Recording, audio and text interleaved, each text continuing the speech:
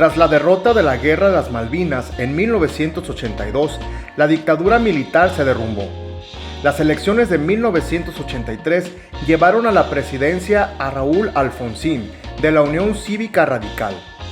Se impulsó entonces el juicio a los militares golpistas y la investigación de los crímenes cometidos durante la dictadura, por lo que los miembros de las juntas militares fueron condenados por la justicia.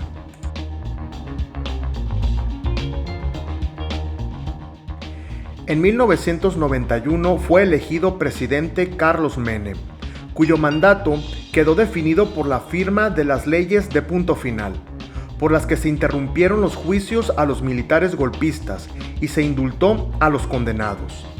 También por la imposición de una dura política de ajuste económico, que propició el crecimiento, aunque agravó las desigualdades sociales.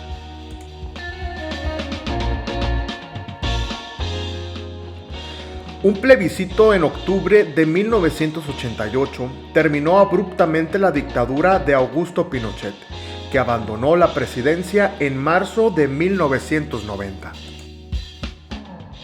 El sustituto fue el democristiano Patricio Aylwin, candidato de una fuerza de coalición socialdemócrata y democristiana.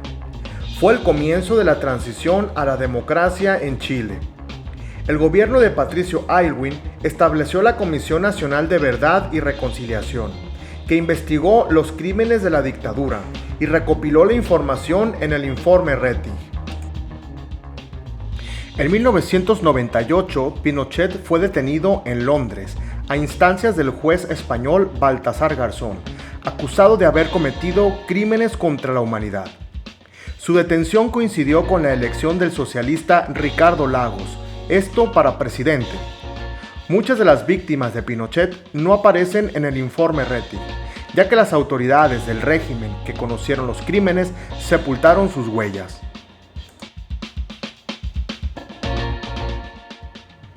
En Brasil, el fin de la dictadura militar fue producto de la masiva movilización democrática que posibilitó el triunfo electoral de Tancredo Neves, del Movimiento Democrático Brasileño.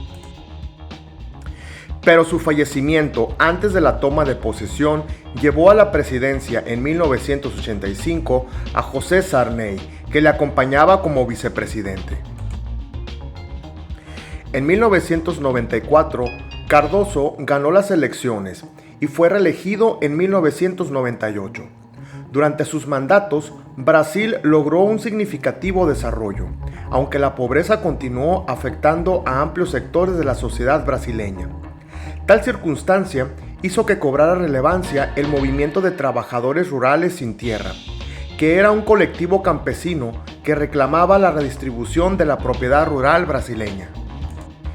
En este contexto aumentó el protagonismo de Luiz Inácio Lula da Silva, que, tras ser derrotado por Cardoso en las elecciones de 1994 y 1998, accedió a la presidencia en el año 2002.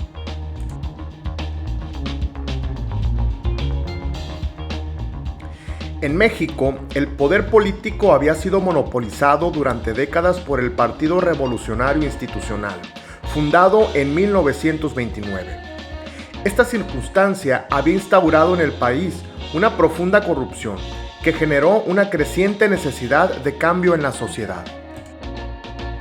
En 1994 surgió el Ejército Zapatista de Liberación Nacional, una guerrilla dirigida por el subcomandante Marcos, con escaso poder militar, pero con un manejo virtuoso de los medios de comunicación, que consiguió gran notoriedad mundial desde el corazón de la remota selva de Chiapas, uno de los estados más pobres del país.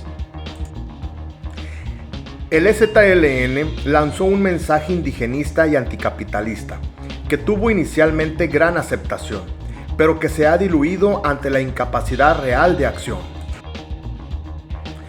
Asimismo, en el seno del PRI surgió un movimiento de renovación encabezado por Luis Donaldo Colosio, quien fue asesinado el 23 de marzo de 1994, siendo candidato del PRI a la presidencia para las elecciones de ese año. Su lugar fue ocupado por Ernesto Zedillo, quien resultó elegido ganador. En ese mismo año, México vivió un episodio agudo de crisis económico, conocido como el efecto tequila, marcada por la fuga de capitales, la devaluación del peso, la quiebra de miles de empresas y el desempleo masivo. Pese a que Ernesto Zedillo logró cierta recuperación económica durante su sexenio, en el año 2000 el PRI fue derrotado en las elecciones, pues Vicente Fox, del conservador partido Acción Nacional, ocupó la presidencia mexicana en el periodo 2000-2006.